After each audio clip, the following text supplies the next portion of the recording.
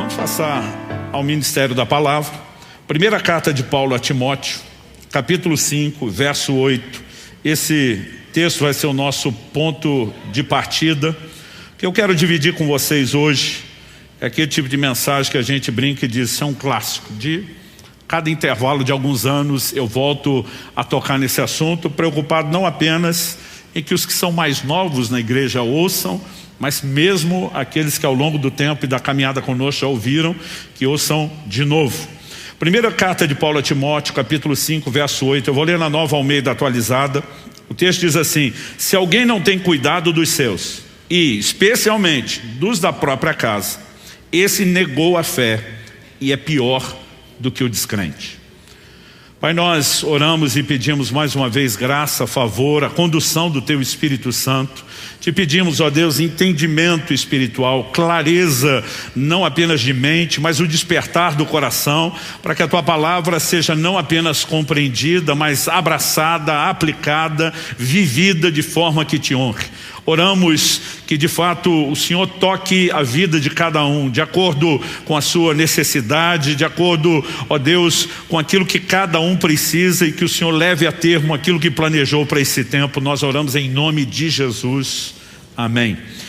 Ok, o apóstolo Paulo está escrevendo no capítulo 5 a respeito das viúvas. A partir do verso 3 ele diz: honre as viúvas que não tem ninguém para cuidar delas. O original diz: honre as viúvas, são verdadeiramente viúvas, né? A ideia do verdadeiramente viúva é abordada por Paulo não como uma viúva que o marido morreu direito. Ele está dizendo, ela além de perder o marido, não tem arrimo de família, não tem filhos, não tem netos, não tem ninguém para cuidar dela. Verso 4 ele explica: mas se alguma viúva tem filhos ou netos, que esses aprendam primeiro a exercer piedade para com a própria casa e a recompensar os pais, pois isto é aceitável diante de Deus. Outra tradução diz, é agradável a Deus, né? No verso 7 ele diz, ordene essas coisas. Então era um padrão estabelecido para as igrejas. Agora, por que a igreja só acolheria, em termos de cuidado, sustento e provisão, a viúva que não tinha arrimo de família? Porque Paulo está dizendo, a que tem filhos ou netos, esses têm que recompensar seus progenitores, assim como foram cuidados por eles na infância, na fase de dependência. Agora o quadro inverte e eles retribuem aquilo que receberam. É mandamento divino. Agora, na ausência de familiares que cuidassem da viúva, então a igreja, enquanto família da fé, entraria para suprir essa falta, mas não para substituir um princípio. E estou apresentando essa ideia porque quando no verso 8, que é o que nós queremos dedicar tempo, Paulo diz, se alguém não tem cuidado dos seus, não cuida dos seus. Se você olhar o contexto, cuidado aqui é material, financeiro, físico. Significa botar comida na mesa, vestir o corpo, dar um teto sobre a cabeça. Mas a ideia de cuidado, ela é maior do que o cuidado físico na própria epístola de Paulo a Timóteo. Por exemplo, se você voltar 2 capítulos antes, no capítulo 3, o apóstolo Paulo está orientando a Timóteo, e ele diz que aquele que almeja o episcopado, ser bispo, ele almeja algo excelente, mas ele estabelece condições, qualificações. No verso 2 ele diz, é necessário pois que o bispo seja irrepreensível, esposo de uma só mulher. Vem uma série de características, e no 4 ele volta para o assunto da família, que governe bem a própria casa, criando os filhos sob disciplina com todo respeito. Pois se alguém não sabe governar a própria casa, como cuidará da igreja de Deus? Traduzindo, antes de ser pastor dos outros, o camarada tem que ser pastor da sua própria casa, né? Porque há um nível de cuidado diferente do cuidado material, né? Porque alguém pode ser um bom provedor, mas há um outro nível de cuidado, que é o cuidado espiritual. Então a gente não pode limitar a ideia de cuidado, nem só uma coisa, nem só outra. Se você ir além do contexto da epístola de Paulo a Timóteo e pensar na macrovisão bíblica, nós podemos incluir a ideia de cuidado emocional. E deixa eu dar um breve exemplo. O Evangelho de Lucas diz no capítulo 3 que Jesus tinha 30 anos de idade quando foi batizado publicamente por João Batista e inicia o seu ministério. O que está em linha com o que a Bíblia exigia do sacerdócio lá no Antigo Testamento, que começava aos 30 anos. Ou seja, homem feito, né? Uma linguagem mais nossa atual, marmanjo. Ou seja, não tem necessidades como uma criança que está em formação. Ainda assim o Pai Celestial faz uma declaração pública de apreço, de amor. Esse é meu filho amado em quem me comprazo. A declaração não era, gente, esse é o Messias, acreditem nele. Ele é o Salvador. Não é um respaldo ao ministério. O que Deus faz é uma declaração de apreço pelo Filho. Agora pense comigo, se Jesus já adulto, que cresceu sem as mazelas emocionais que muitos de nós crescemos, o pai entende que é importante que haja declaração de apreço, o que dizer das nossas casas, dos nossos filhos estão crescendo em formação? Então, quando você pega a lógica bíblica, existe cuidado espiritual, emocional, físico. Eu quero que a gente pense no combo completo e não limite isso a finanças, embora não possa, ser tirado do contexto. Mas quando Paulo diz, se alguém não cuida dos seus, e aí nós queremos ler qualquer nível de cuidado, o mais importante para mim não é só a diretriz dada, é a consequência. Se negligenciar cuidado, a Bíblia diz, negou a fé. A tradução mais antiga diz, renegou a fé. E é pior do que o descrente. A tradução só diz pior do que o incrédulo. Se nivelasse o incrédulo, a situação já não estaria nada boa. Mas quando coloca num patamar de pior que o descrente, a coisa realmente ficou feia. Então o que Deus está dizendo é que nós não podemos fazer uma dicotomia, separação de assuntos como a relação com Deus, a vida espiritual, a fé e do outro lado a família. Tem gente que na prática está tentando viver essa teologia. O cara mete o pé na família em casa, vai para a igreja adorar a Deus, como se fossem coisas completamente desconectadas. Eu quero te dizer, não são. A Bíblia diz, se você não cuidar da sua casa, o seu relacionamento familiar, suas negligências nessa área, vão afetar diretamente a sua fé, a sua relação com Deus. Isso é fato ao longo das Escrituras. No livro de Malaquias, por exemplo, no capítulo 2, no verso 13, o Senhor diz para a nação de Israel, vocês cobrem o meu altar com choro, com gemidos, com lágrimas, e eu não vos ouço. O Deus que diz, invoca-me que te responderei, agora está dizendo, não adianta chorar no pé do altar, que eu não vou ouvir vocês. Qual o motivo? No verso seguinte, Malaquias 2,14, o Senhor diz, e vocês perguntam por quê? E aí Deus vai dar a razão. E diz assim, porque o Senhor foi testemunha da aliança entre ti e a mulher da tua mocidade, com a qual tu foste desleal.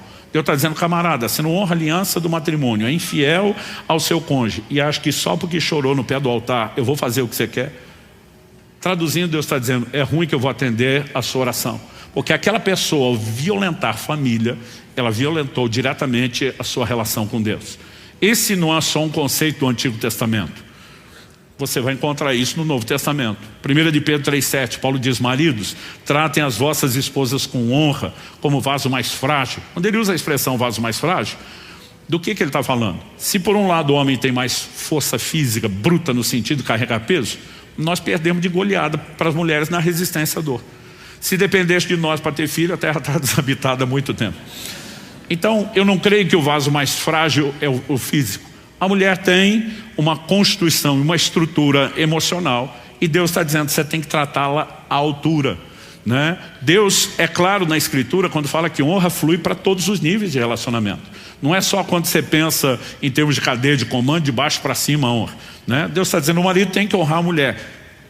Qual a consequência se não fizesse isso?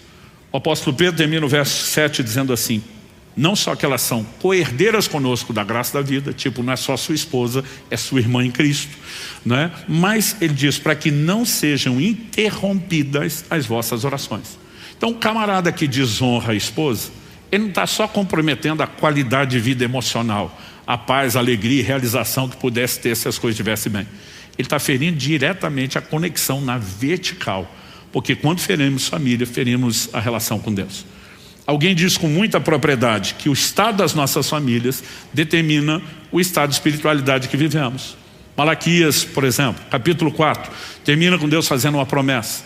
Eu converterei o coração dos pais aos filhos, dos filhos aos pais. Aí diz assim, para que eu não venha, não fira a terra com maldição. Família bagunçada, maldição. Houve restauração familiar, a bênção pode se manifestar. Porque o estado das nossas famílias afeta a dimensão de espiritualidade. Joel capítulo 2, verso 28, que é o texto do avivamento que se prega. E acontecerá nos últimos dias, derramarei do meu espírito sobre toda a carne. Deus diz assim, vossos filhos e vossas filhas profetizarão. Você quer sinal que está tendo avivamento? Olha o nível de espiritualidade das famílias. Agora, nós não podemos simplesmente separar essas coisas. E o apóstolo Paulo nos apresenta uma visão aqui em 1 Timóteo 5,8, que esses dois assuntos estão profundamente conectados a ponto de você não conseguir separar. O tema da minha mensagem hoje é fé e família. E eu quero te apresentar a visão bíblica, não só de que eles estão muito unidos a ponto de serem inseparáveis, mas o porquê. Eu nasci e cresci no lar cristão, graças a Deus, privilégio que muitos de vocês não tiveram. Mas isso não foi a experiência do meu pai. Por parte da minha mãe, né, os pais dela já eram cristãos. Mas por parte de pai, meu pai foi, até onde se sabe, né, o primeiro na ascendência dele, quando você olha, né, a linhagem toda, ele foi a primeira geração a ter contato com o Evangelho. Viveu uma experiência familiar péssima.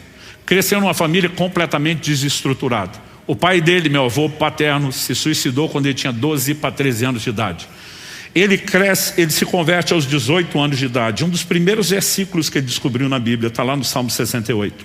Deus faz com que o solitário habite em família. Ele falou, Deus tem um plano para a família, inclusive para suprir certas dores do coração. Ele falou, se Deus tem um plano, com certeza não é o que eu vivi. E o que eu quero é viver o plano de Deus e não a minha experiência. Então meu pai pensou consigo mesmo, eu posso não ter vivido nada disso até hoje, mas a partir de mim muda. Daqui para frente muda.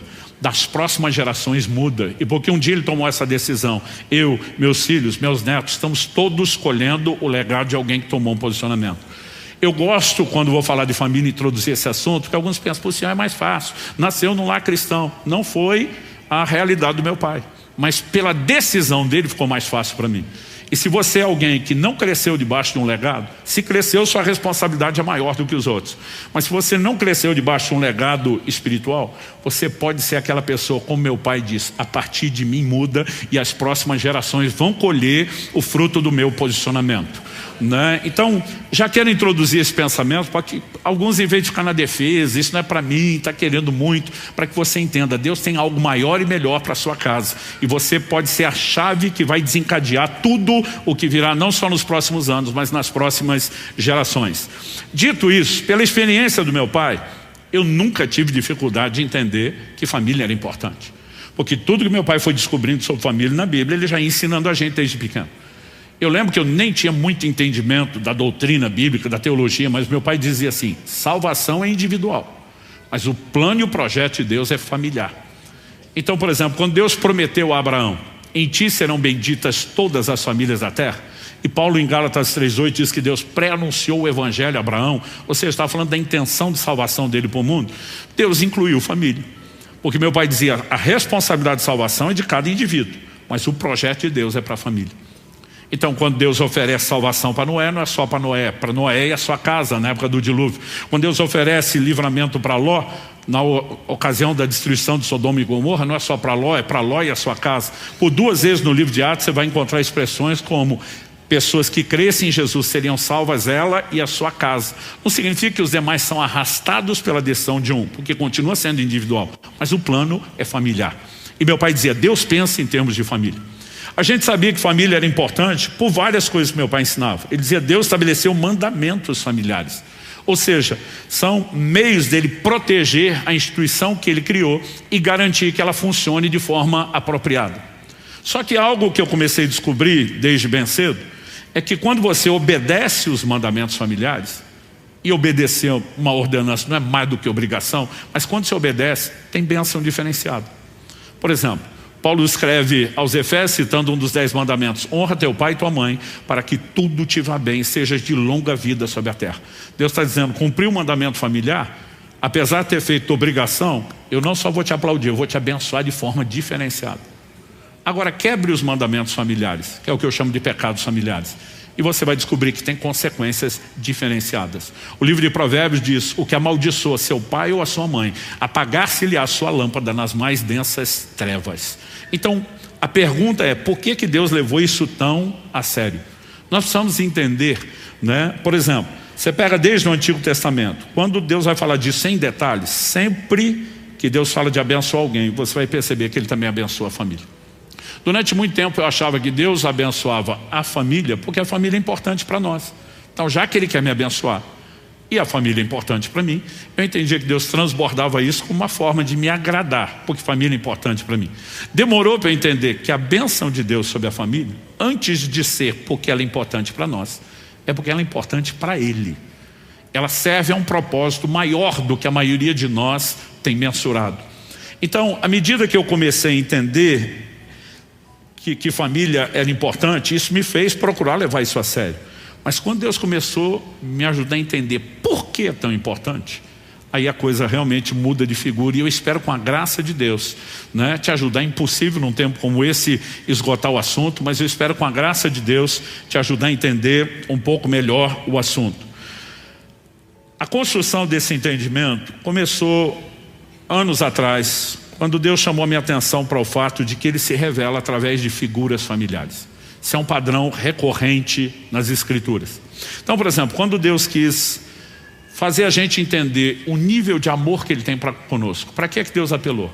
Amor de mãe, que é o mais sagrado, elevado, sacrificial nível de amor que alguém conhece. Isaías 49:15. Pode a mãe que amamenta seus filhos esquecer-se da criança que mama? Resposta implícita: não. Mas porque de vez em quando, é raro, mas pode aparecer em um lugar ou outro uma mãe desnaturada. Deus diz: mas ainda que essa se esqueça, eu não me esquecerei de vós. O que Ele está dizendo? Quando o amor de mãe falha, o meu continua, porque o meu é mais intenso, constante e profundo do que o amor de uma mãe. Mas para tentar ajudar a entender, a gente compreender, Ele vai lá e apela para aquilo que está no entendimento coletivo. Mas quando Ele quer falar de provisão, cuidado, Ele apela para a figura do pai, porque isso é o peso que o chefe da família carrega. Então Jesus, no Sermão do Monte, pergunta: qual de vocês é o pai que, se o filho pedir pão, vai lhe dar uma pedra? Se pedir peixe, vai lhe dar serpente ou escorpião? É inevitável para mim lembrar, quando eu toco nesse assunto, um episódio em casa, que domingo era o dia de passar fome, quando a gente era criança. Ia cedo para a igreja, a gente pegava, dependendo da linha, 2 ou 3 ônibus para ir, tinha 2 ou 3 ônibus para voltar. Papai era pastor, atendia todo mundo, ou seja, a gente ia fechar a igreja para sair. Nem sempre mamãe conseguia adiantar o almoço na véspera do sábado. Então, às vezes a gente chegava, ela ainda ia fazer o almoço, a gente brincava que era o dia da fome. Um dia meu irmão ousou pedir para comer alguma coisa antes, porque as mães de antigamente também eram raiz nesse sentido: você não pode comer nada antes do almoço. Falou: mãe, nós vamos morrer de fome, deixa a gente comer alguma coisa antes, porque está demorando muito. Minha mãe falou: pega aí no armário um saco de pão, pode comer. E aí nós corremos felizes. Eu lembro quando meu irmão tirou, era a época que o saco de papel que você guardava o pão, de um dia para outro ficava duro. Ele tirou, começou a bater aqui na mesa, pá, pá.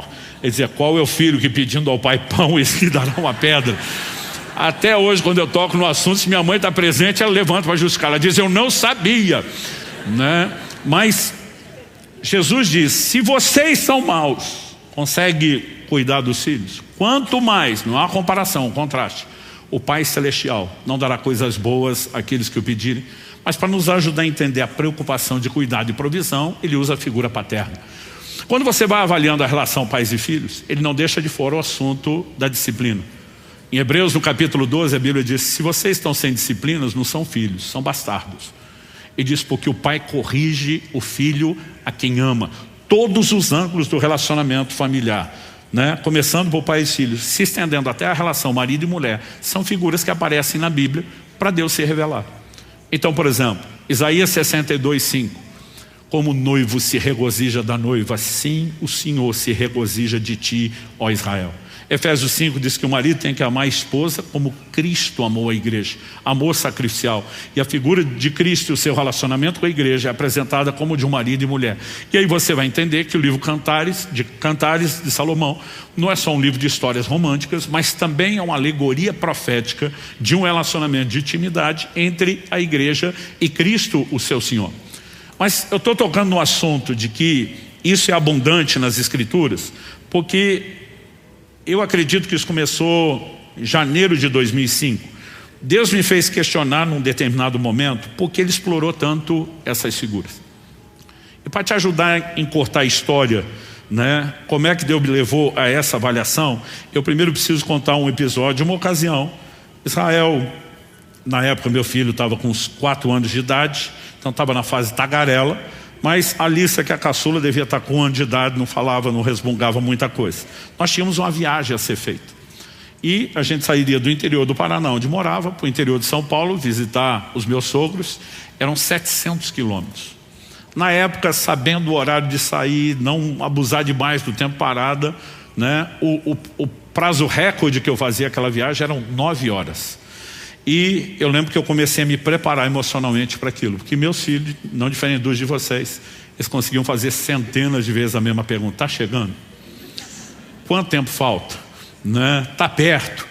E eu lembro que eu falei, cara, eu tenho que estocar a paciência, eu tenho que ser mais maduro que essa criança. Mas era um negócio assim, a gente viajava demais, gente. Então assim, o que alguns de vocês experimentaram algumas vezes, para mim era contínuo. Eu lembro que eu falei, eu tenho que ser mais maduro que ele, eu tenho que conseguir. E eu estoquei toda a paciência que eu podia antes da viagem.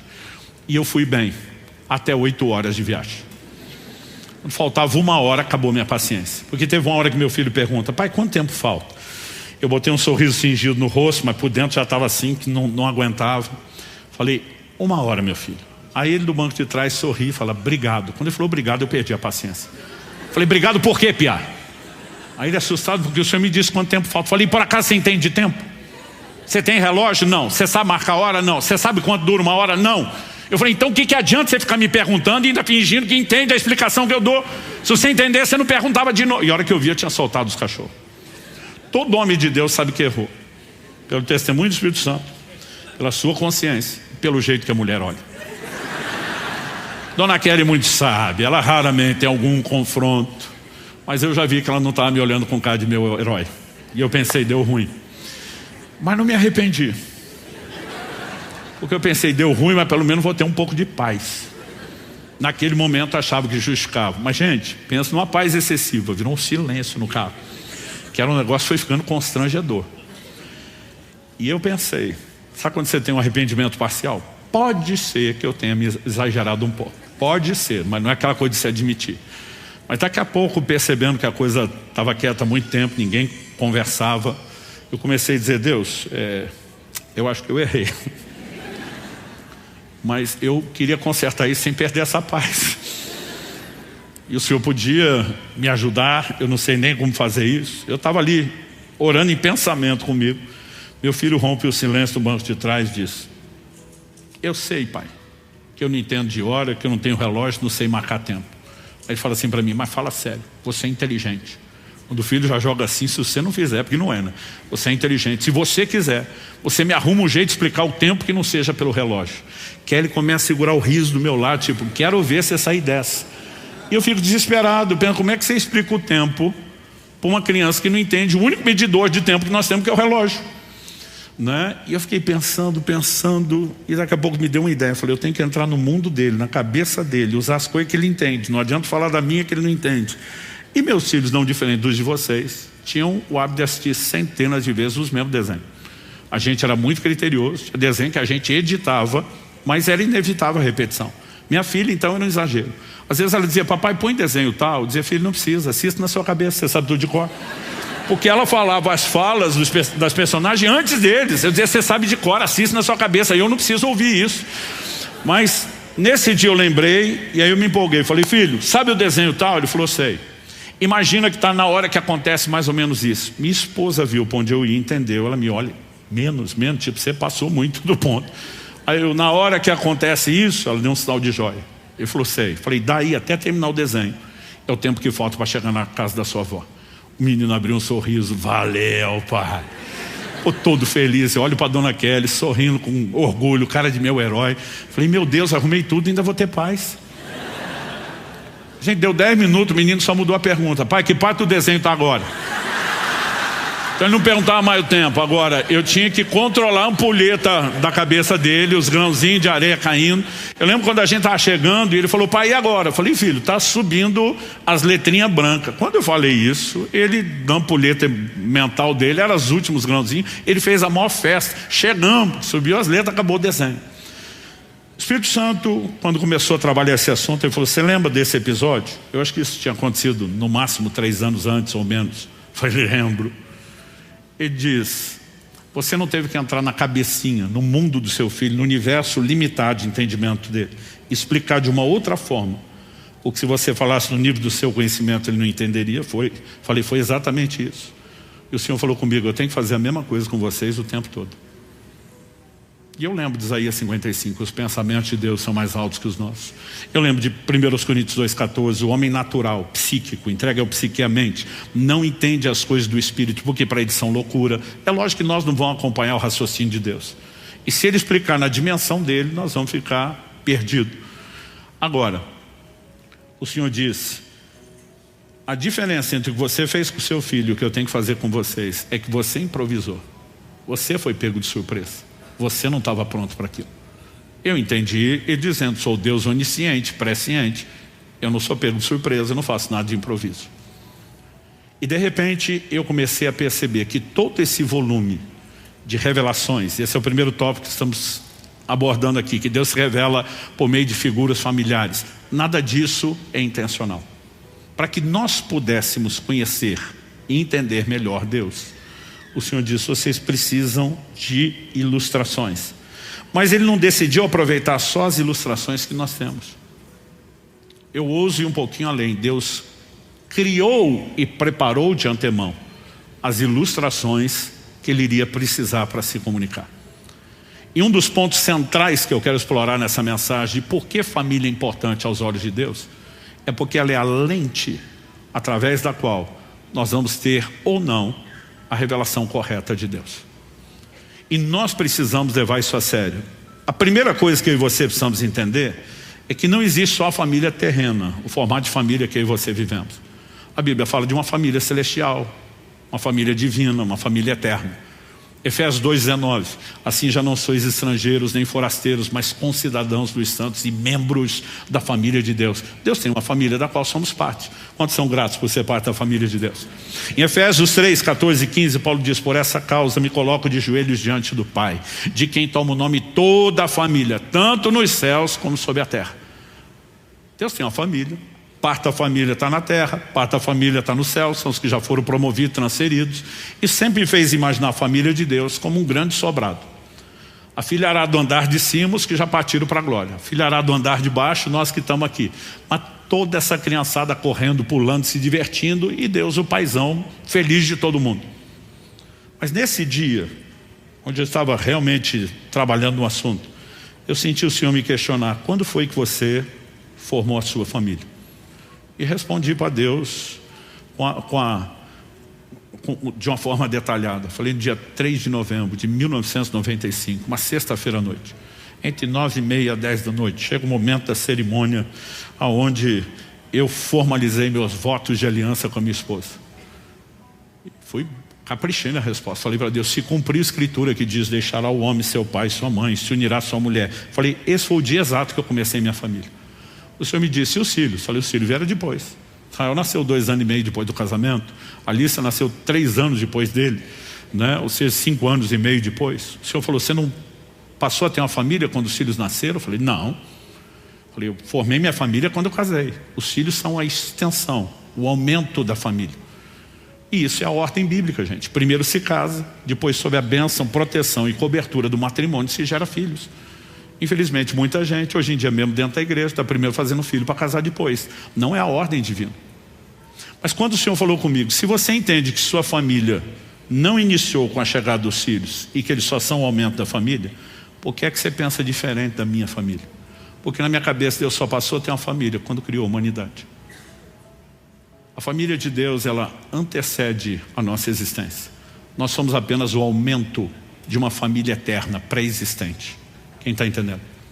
O mistério bíblico que na teologia chamamos de trindade. Um só Deus, 3 distintas pessoas, Pai, Filho e Espírito Santo. É o mais perfeito modelo de família que você pode encontrar.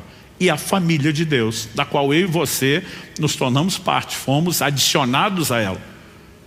Eu sei que quando a gente fala da família de Deus, a cabeça de alguns já começa a pensar. Porque eu estou falando desse assunto há 20 anos.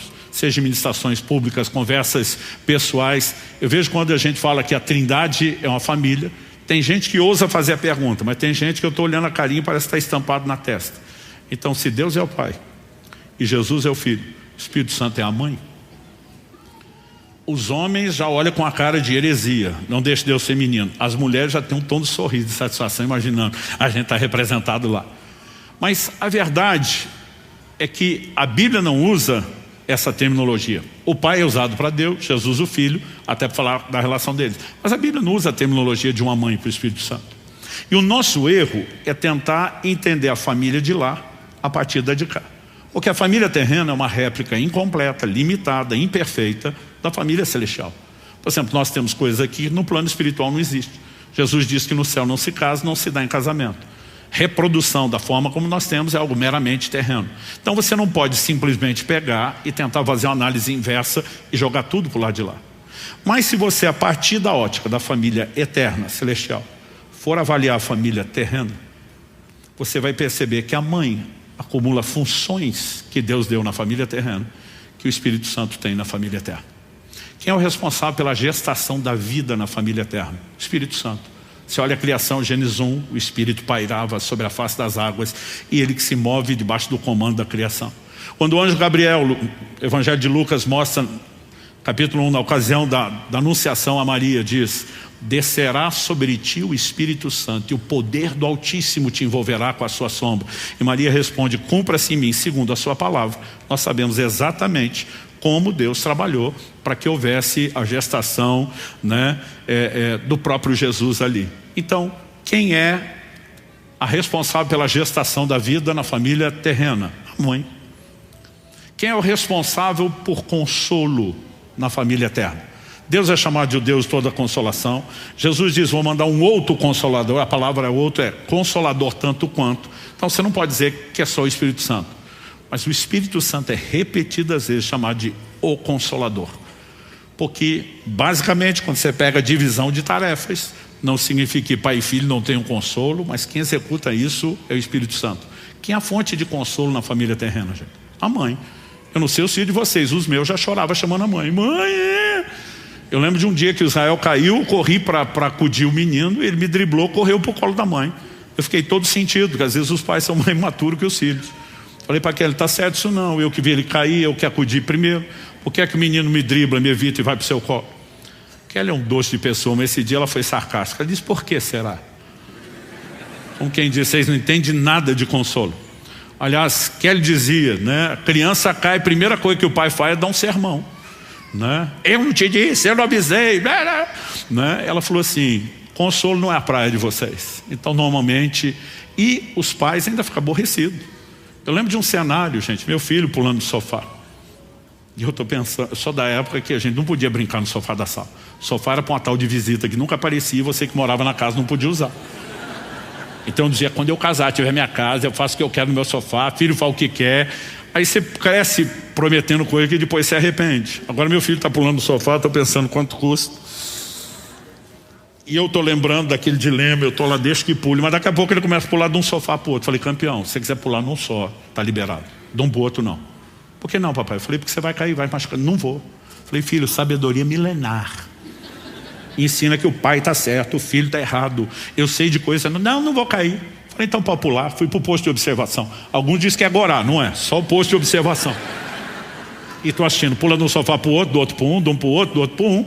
Em algum momento, na hora de pular, ele escorregou no impulso e caiu no vão entre os dois sofás. Tinha um tapete, mas a semelhança aqui do corredor não era muito felpudo, deve ter amaciado alguma coisa a queda, mas não muito.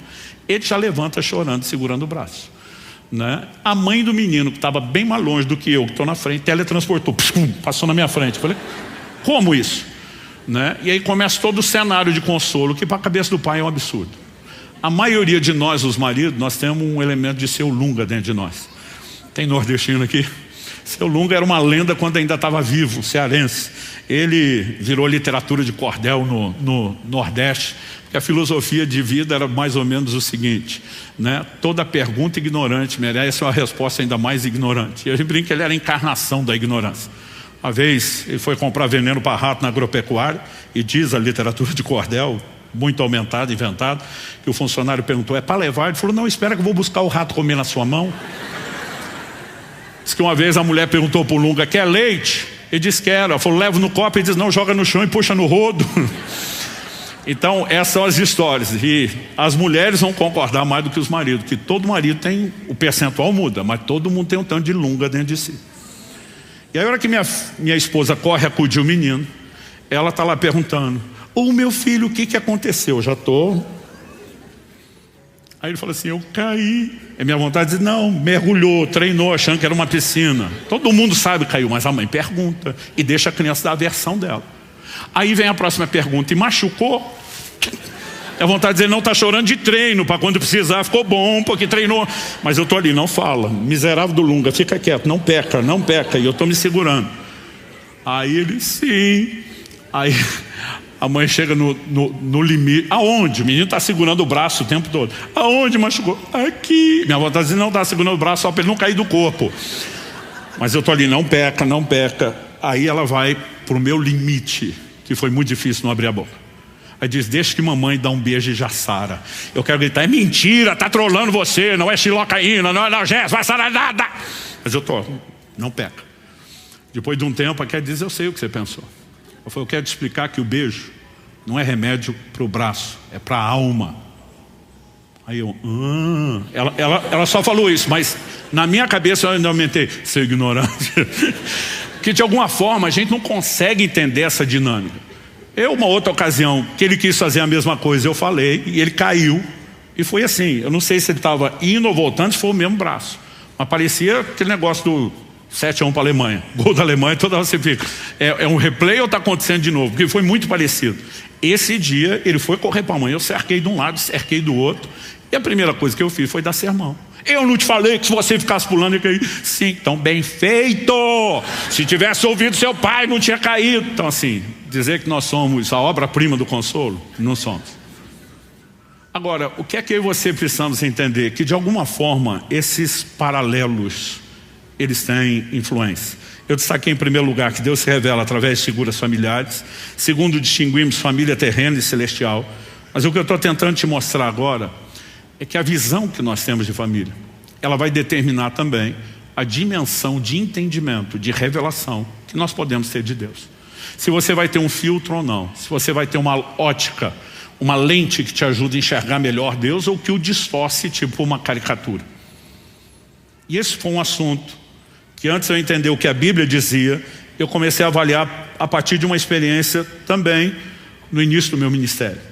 Isso aconteceu antes ali do ano 2000, e eu estava num culto, no momento louvor e adoração, e estava lá envolvido na adoração. E de repente vem aquela coisa dentro de mim, sai do seu lugar, vai lá no fundo da igreja, dá um abraço no fulano de tal. Eu parei a adoração, olhei para o fundo. Diferente desse auditório, era um retângulo não na horizontal, na vertical. A igreja não era tão larga, mas bem comprida. Mas o auditório tinha uma certa elevação do início para o fim. Então eu olhei de longe, conseguia ver o fulano, ele era maior do que a maioria. Falei, está lá, e está no fundo. Aí você fica, é de Deus ou é da minha cabeça? Se é o testemunho interior do Espírito Santo ou eu que estou imaginando? Mas aquele testemunho era, vai lá e dá um abraço no fulano. Aí a cabeça começa a trabalhar contra. Eu falei, Deus, a igreja é sua, mas as regras são nossas. Tem hora de abraçar. Te abraço na chegada, na saída, ou quando muito no cântico de comunhão, se o líder louvou mandar, cumprimento seu irmão. Eu falei, agora não é hora. E aquela coisa insistindo dentro de mim, vai lá dar um abraço no fulano de tal. Eu falei, Senhor, o Senhor conhece as ovelhas do seu rebanho, elas são ciumentas. Eu vou lá no fundo, no meio do culto, abraço um só e volto, e mais ninguém. Amanhã vai ter gente se queixando, e o Senhor vai continuar no seu alto sublime trono, e quem está com a encrenca sou eu, aqui embaixo.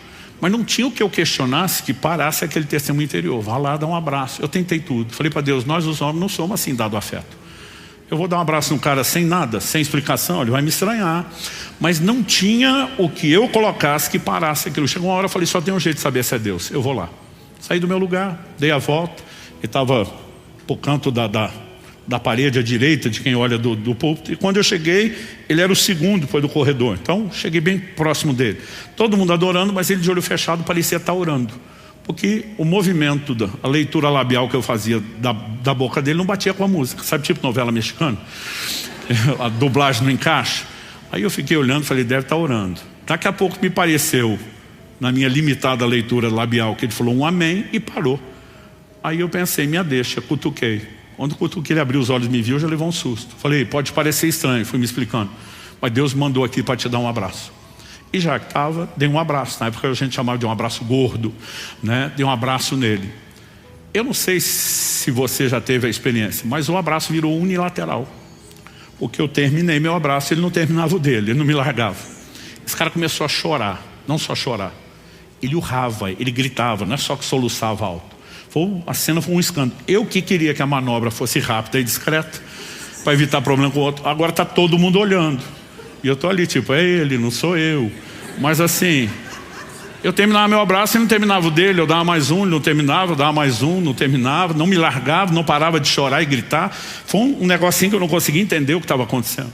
Quando finalmente ele me largou, se recompôs um pouco, eu fiquei ali do lado esperando. Eu falei, tá tudo bem? Ele falou, tá. Eu falei, o que aconteceu? O senhor não faz ideia. Quase que o Lunga dentro de mim diz, é por isso que eu estou lhe perguntando. Eu falei, me ajuda a entender, querido, o que houve. Ele falou, pastor, o senhor já sabe, de uma conversa que nós tivemos, a dificuldade que eu tenho com o tanto que vocês chamam Deus de pai na igreja.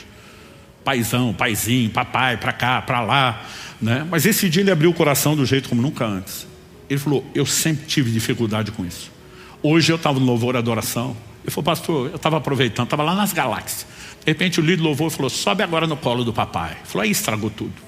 Eu voltei das galáxias na velocidade da luz, foi um balde d'água fria, me estragou tudo. Ele falou, e eu assustei com a minha reação. E eu mesmo comecei a dizer, Deus, se é importante entender como pai, eu quero.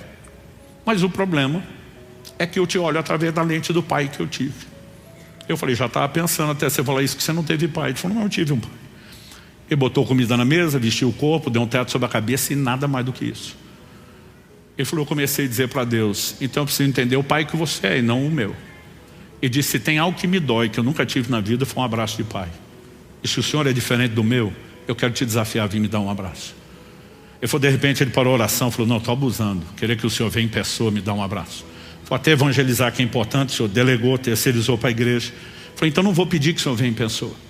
Mas se o senhor mandar alguém, como representante seu, que diga ter sido enviado por você para me dar um abraço, eu vou entender isso como um sinal de que eu preciso compreender melhor a sua paternidade. Na hora que ele terminou a oração, eu estava cutucando ele, ele ainda falou assim, não sei como você chegou tão depressa. Eu falei, não sou The Flash não, filho. Eu falei, você não sabe o trabalho que eu dei para Deus até chegar aqui. Significa que o Deus que sabia que você ia orar, já começou a desprogramar minha resistência antes, para na hora que você terminasse de orar, eu tivesse aí. Eu não sei você, mas eu fico animado de pensar que Deus sabe o que você ainda vai precisar e que Ele se antecipa a isso. Mas ele falou, pastor, só o abraço já teria sido o sinal que eu precisava. Mas eu não sei te explicar o que aconteceu na hora do abraço. Ele falou, parece que uma mão entrou dentro de mim e começou a puxar raízes. Ele falou, deixa eu te explicar, porque eu cresci na roça, eu quero puxar raiz. Tem raiz de arbusto que é difícil você puxar na mão. Dependendo do tamanho do arbusto, a gente apela para o trator. Porque dependendo do tipo de vegetação, a raiz se espalha muito e não tem braço que aguente puxar isso. Mas quando a gente puxa no trator, eu tinha visto pouco tempo antes, numa fazenda, alguém fazer isso. Ele falou assim, esse negócio vem arrebentando a terra em todo lugar, porque é muita coisa que vai saindo dali. As raízes são enormes. Ele falou, a sensação que eu tinha, que alguém botou a mão dentro de mim e começou a puxar a raiz. Ele falou, e eu uivei, gritei, chorei, porque doeu. Doeu uma barbaridade. Mas ele falou, agora não tem dor nenhuma, depois que o processo terminou. Ele falou, e pensar em Deus como pai se tornou algo completamente diferente. A partir desse momento, Deus começou a me fazer perceber nas Escrituras que Deus preenche lacunas familiares.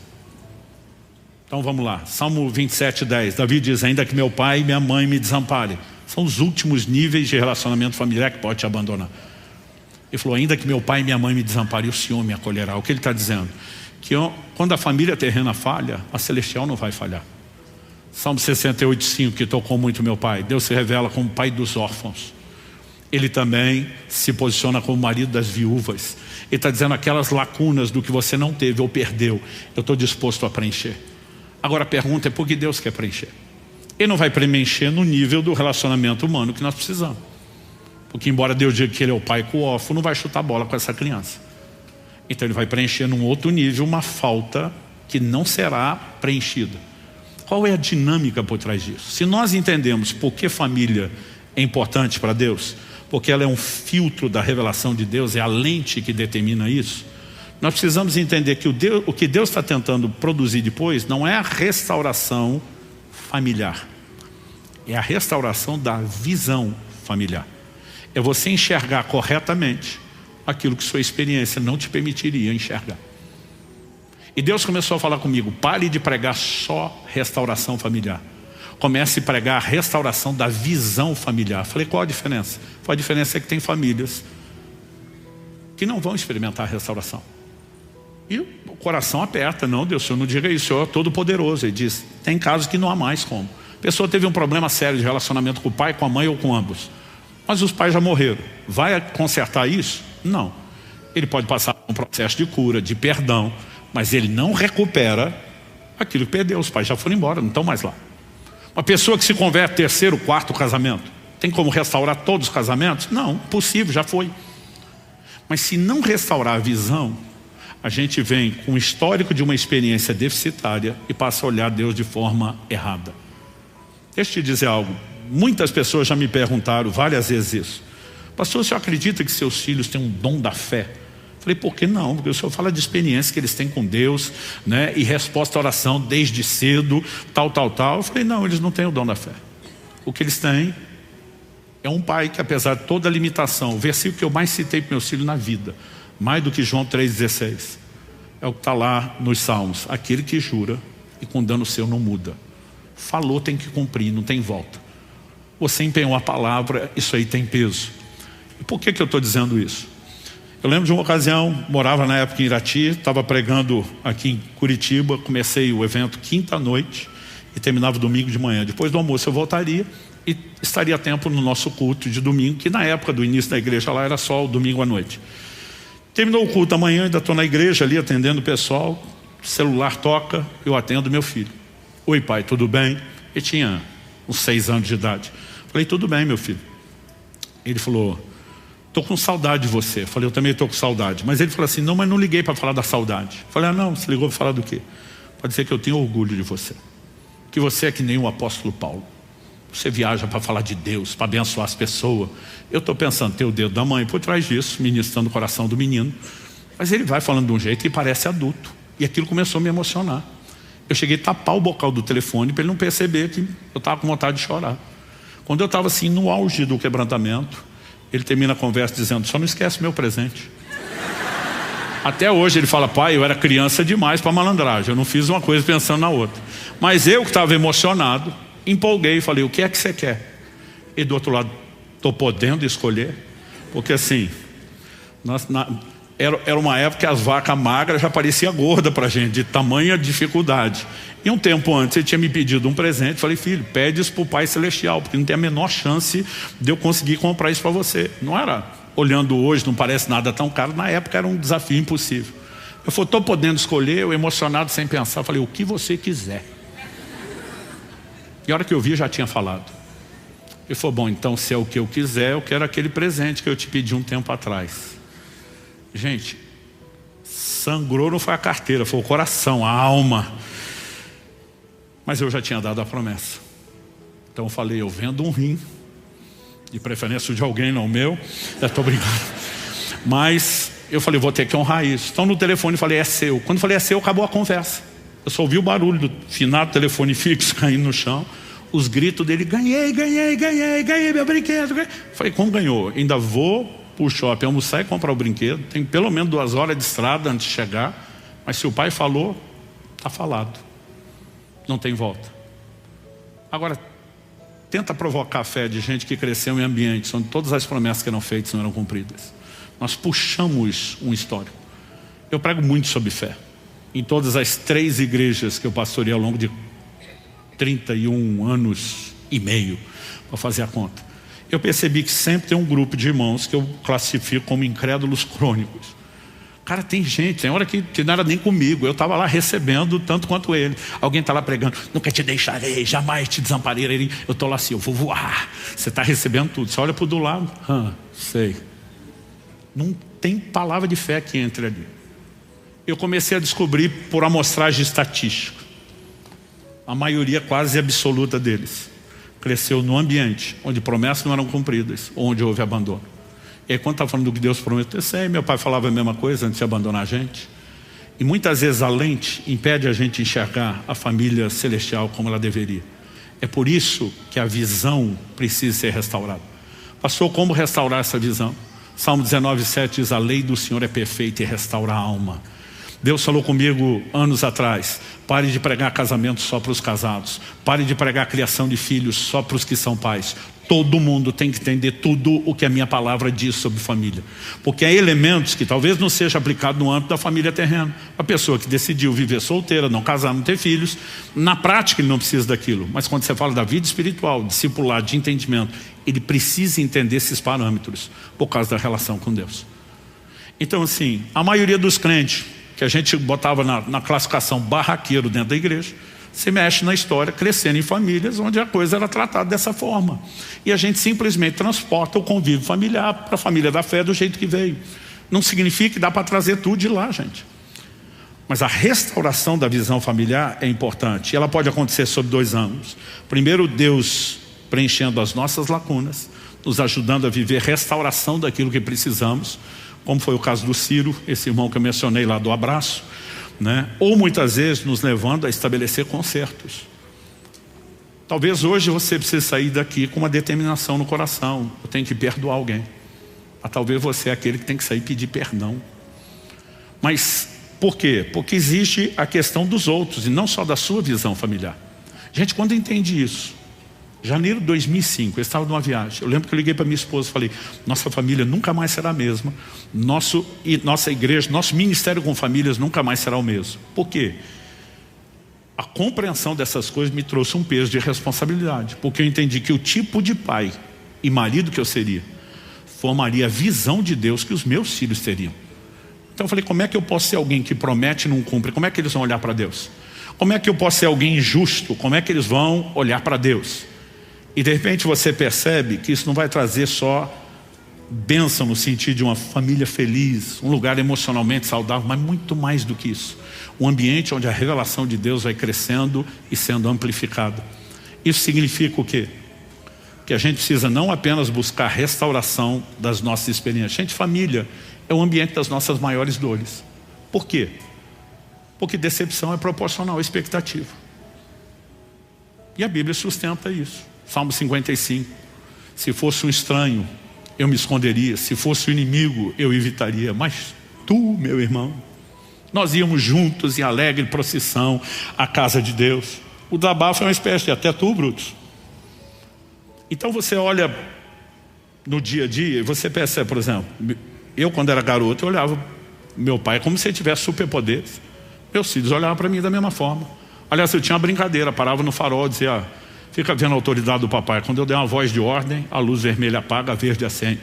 Eu ainda fazia o drama, contava 1, 2, 3, 3, 2, 1, verde. Eles, uau, ele saiu, ficava assim, maravilhado. E eu brinquei com isso tanto tempo. Um dia eu paro no farol com os dois ali e eu distraído, esqueci da brincadeira. E disse: pai, você não vai falar? O quê? O negócio do farol não vai abrir nunca. Ah, claro, eu já na hora, verde, não deu nem tempo a contar, já abriu, eles, uau. Aí um deles, acho que o Israel, que era mais velho, pergunta: papai, como é que o senhor consegue fazer isso? Eu já tinha voltado para os problemas que estavam me preocupando, distraído. Falei: não, papai fica olhando para o outro sinal, faz a conta quando vai fechar, sabe quando esse vai abrir. Gente, a hora que eu vi, eu tinha entregado ouro. Eu não esqueço a cara de decepção dos dois. Um deles me pergunta: quer dizer que o senhor não tem superpoderes? Não, eu nunca tive, era só uma brincadeira. Gente, uma decepção nível Hart.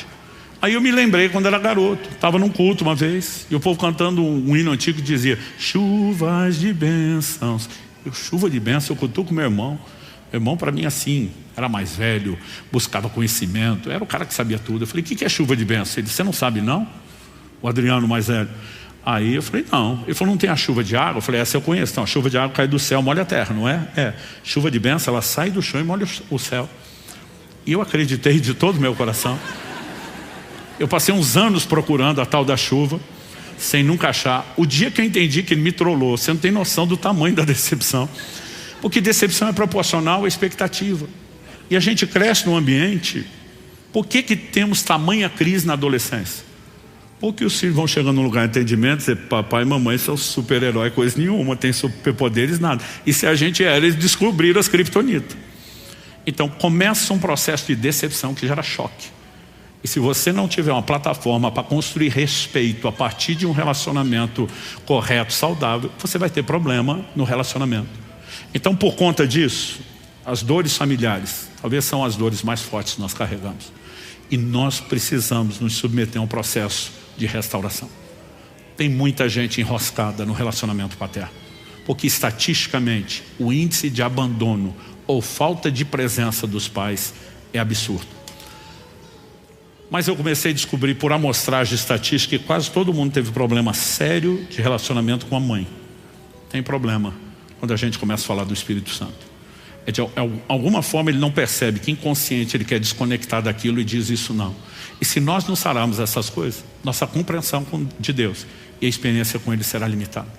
Mas se sararmos, além de melhorarmos o relacionamento com Deus, vamos viver algo melhor dentro da família. Por que o diabo luta tanto contra a família? Alguém diz que você pode descobrir o quanto algo é importante para Deus pelo tanto que o diabo luta contra. Se você me perguntar, pureza sexual é importante? Eu falei, olha o mundo à sua volta e você vai ver o grande esforço do inferno para comprometer isso. É lógico que é importante. E família, uma das coisas mais atacadas, né, ao longo das sociedades, da existência do tempo, gente. Não é só uma questão da modernidade. O que a Bíblia diz é que no tempo do fim os homens iriam de mal a pior, porque a gente está se aperfeiçoando em piorar. Mas o que nós vivemos hoje não é necessariamente novidade.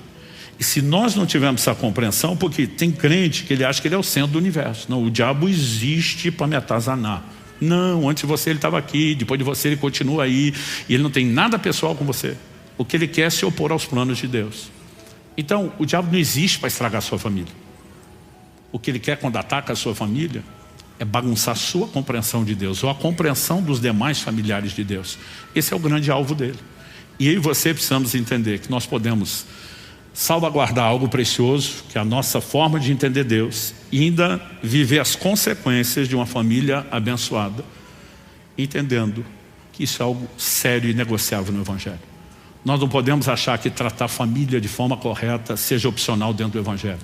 A Bíblia diz, se você não cuida dos seus, você está metendo o pé na fé, você está renegando a fé, você se tornou pior do que um incrédulo. Ou nós vivemos família, ou a gente não pode dizer que é discípulo de Jesus. Então assim, a minha ideia com isso não é botar um peso de culpa ou condenação sobre quem tem falhado. É te ajudar a dar um chacoalhão para que você conserte a partir de agora. Para aqueles que já vêm se empenhando em fazer a coisa correta, que você possa se dedicar a buscar a ajuda de Deus, a graça do Senhor, o auxílio do Espírito Santo para fazer cada vez melhor. E aí nós vamos poder ter os nossos principais valores, relação com Deus, vida espiritual e familiar em alto nível. Você recebe essa palavra em nome de Jesus? Vamos ficar em pé para parecer que está acabando.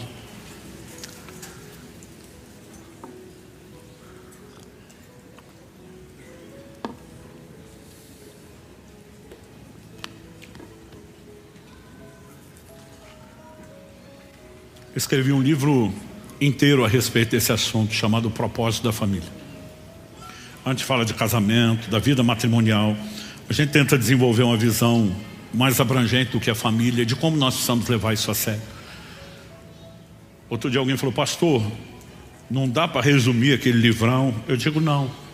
A lei do Senhor é perfeita e restaura a alma. Nós precisamos ser expostos a todo o ensino bíblico para que haja uma mudança de mentalidade, para que a ótica mude. Mas você também precisa de processos, onde se permita entrar num lugar em Deus, onde você consiga perdoar, pedir perdão, ser restaurado, promover restauração. Eu gostaria de terminar orando com você.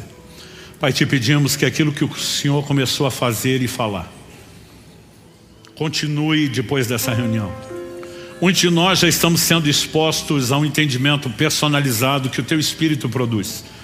Nós oramos que haja arrependimento, que haja conserto, que haja resposta, que haja fé promovida pela Tua própria palavra, para buscar restauração e cura onde necessário, um entendimento para promover ajustes corretos. Queremos viver, Senhor, um bom modelo familiar, muito mais do que pensando na realização que isso traz. Nós oramos que essa lente da visão do Senhor, de entendimento e de revelação de quem o Senhor é, não seja mais distorcida, que ela seja devidamente trabalhada pela obra restauradora do Teu Espírito em nós, pela compreensão das Escrituras, de maneira que possamos viver intensamente, muito melhor do que vivemos até agora, tanto a vida espiritual, a fé, como também a família. Queremos abençoar cada um dos nossos irmãos e irmãs, pedir que o Senhor os conduza na aplicação prática desse entendimento, nos ajustes necessários, e que, ó Deus, haja temor nos nossos corações para não brincar com um assunto tão sério, tão sensível e que merece tanto da nossa atenção e respeito. Nós oramos em nome de Jesus e para a glória de Deus. Amém. Confira esta outra linda pregação, que pode tocar seu coração e inspirar sua fé.